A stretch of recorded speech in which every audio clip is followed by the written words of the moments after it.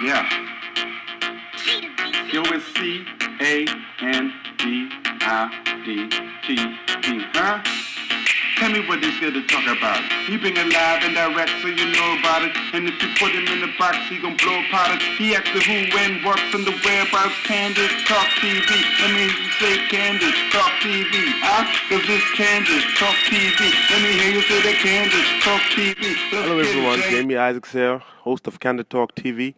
And today we have a very special guest in the person of Pastor Dr. Dave Burrows. Pastor Dave, I just want to first of all say what an honor it is to have you here on Candid Talk TV. You know, I find it a great privilege that you would take this time out of your busy schedule just to share with us briefly. So first of all, how are you doing today? I'm doing excellent, man. I thank God for life. Amen. Great. Now, we had you live, and the first question I want to ask you is, what is the mood or what type of emotion went into the planning of this event, given the circumstances that last year the parks had taken over for the first time, and of course, we had the tragedy in November, and they're not here anymore. What was the emotion that went into the planning of this event this year? Well, I think the main emotion was resolve. Right. You know, because in situations like this, you have to be resilient. It's tough. It was really, really tough. But we have to do what they would have wanted us to do. You know, when I think about Minister Lavad, he wouldn't want Youth Alive to be canceled, or he wouldn't want it to be less because he's not there. And I'm sure they were looking over from heaven and they're saying, man, y'all go for it. Right. So that's what we decided to do. We decided to be resilient, to bounce back, in spite of the challenges, and to be overcomers, because that's what we are. The Bible says we are overcomers through Christ. Right. Okay, great. Now, I want to know the role you played this time around, because last year your role changed as Pastor Lavar took over as youth pastor. Now, this year, he's gone. So what exactly was your role in the planning and everything surrounding Youth Alive this year? Well, with Youth Alive this year, I primarily serve as visionary. Right. So, I just told the kids what I wanted, and they did it. So we have a team. We have a team that took over in Pastor Lavad's absence, and that was Deandra Andrews, Davriel Burrows, and a few others who were part of that leadership team. And they basically took it over, right, and they planned it, and they executed. So all of the responsibility was theirs. I just conferred with them periodically and to see how everything was going, but they did it. Okay, great. So far, are you pleased with what they put together? Excellent, man. It was tremendous, This was the first time for some of them, and so you had a few glitches here and there, right, but as the event went on, it just got smoother and smoother, and it just rose, and Friday was like a major climax point. It was great, man. Right. Great. Okay, Pastor Dave, I have in my hand here, of course, the book by Dr. Miles Monroe, Passing It On. And there's a part of that really caught my attention. It says, "We must prepare someone to follow us. We will have mentored and trained this leader in waiting so carefully and thoroughly that he or she could step in at a moment's notice to take our place and run on without stumbling. That person would preserve what we have built and take it to new heights." Now, are you that person? Well, I guess the testimony of whether that's the case will be borne out in what happens, Dr. Monroe said something that's very interesting. He said, the mark of a leader, of a great leader, is not what happens when they're here. It's what happens when they're gone. And so when you look at what has happened since he's gone, it tells you that he's a great leader. Right. And the quote that you made in the book that, somebody who can step in, I wasn't specifically intending to step into this role at this time, but because I sat under great leadership, I was prepared for anything. Yes. And so, I was able, I think the quote that you said, prepared to just step up and not stumble. Right.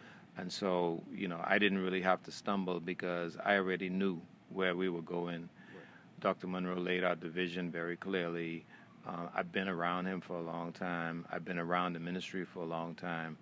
I've had my own ministry. I've been traveling the world. I've been speaking. I've been writing books. So basically, a lot of things that he was doing, I was already doing, Right. and I was following in his footsteps, even though I wasn't following with the intention that I was going to succeed him. I was following him as a product of his vision. I want to know what transpired during the time when the transition took place. Honestly, I read the book, and where he talked about passing it on, and he talked in the book about he already identified someone to replace the pastor here who would have been Dr. Richard. And I thought to myself, he ain't going to do it. And he did it. Pastor Darvel, I Right. think it is. And then Pastor LeVar took over from you. So what exactly transpired? Because I was left kind of confused, to be honest. I said, well, okay, Pastor LeVar took over as you pastor, so where does that leave Pastor Dave? So what actually transpired from your perspective? Well, basically, what happened is that when you look at Bahamas Faith Ministries, Right. Bahamas Faith Ministries is a vision. Right. The primary visionary was Dr. Miles Monroe. But when he started, there were a group of us with him. So it was Dr. Monroe, it was myself, it was Dr. Pinder, and Pastor Henry Francis. On the day that the crash happened, Right. 2 of the 4 persons who were a part of the original vision were gone. Right. And so only 2 persons remained. Yes. And both of us were familiar with the vision, but I'm a much younger person, and I'm a much more prominent person worldwide. Right. And I had been, in many ways, as we talked about before, I had already been prepared. I just didn't know that this was going to happen, Definitely. And so basically what transpired was I became responsible for the vision. Okay. So it wasn't like I had a choice. Well, should I do this or shouldn't I do this? Right. Right. It was automatic. As far as the church is concerned, basically before Dr. Monroe and Dr. Pinder passed away, Minister Kirsch was designated as the fellowship pastor. Okay. The fellowship pastor is different from the senior pastor and the president, because the BFM is 2 organizations. It's Bahamas Faith Ministries International Right. and Bahamas Faith Ministries Church. Okay. And so Dr. Monroe was the president and senior pastor. Dr. Pinder was the senior vice president and fellowship pastor. Right. I was vice president. Right. So basically what happened is that I stepped into the role of president and senior pastor, Right. and then Minister Kirsch stepped into the role that he was already announced for, and that is the fellowship pastor. So Dr. Monroe he was the overseer of the vision of BFM, and you had Dr. Pinder as the pastor of the local church, and then you had different other ministers in different capacities. So basically when Dr. Monroe passed away, somebody had to take the reins of the entire organization. Right. And so I didn't have a choice. I had to do it. Right. Okay. I heard you talk that Dr. Monroe tried to hand you the church on several occasions, but you refused. So on this time, like you said, you just didn't have a choice. Right. Right. Well, I've been a youth ministry specialist and a family specialist most of my life. In my mind and in my vision, I didn't want to be tied to a local church. Okay. Because I had an international ministry. Every year I'm traveling all over the world. Right. I'm traveling in Africa and Europe and Canada, the U.S., and I had developed a ministry. I also had developed a youth center. Right. So I have a youth center that I run myself, where we work with inner city kids, and we work with kids from all backgrounds. So I had a vision in my mind of what I wanted to do. Right. I never was comfortable with the idea of being tied to a local church and being a pastor in that sense. And so even though Dr. Monroe said to me several times, he said, Dave, I'd like for you to take over this position. Right. In my mind, I could do it, Right. and I didn't have a problem doing it, but it wasn't what I saw for myself. Right. And in fact, last year, after Minister Labad took over the youth ministry, because in many ways I was not actually functioning as a youth pastor for several years. Okay. Because we had Minister Corey here. Right. So I was just overseeing the youth ministry. Okay. And basically what I was doing was I was traveling. I was doing my own ministry while maintaining oversight here at BFM. Right.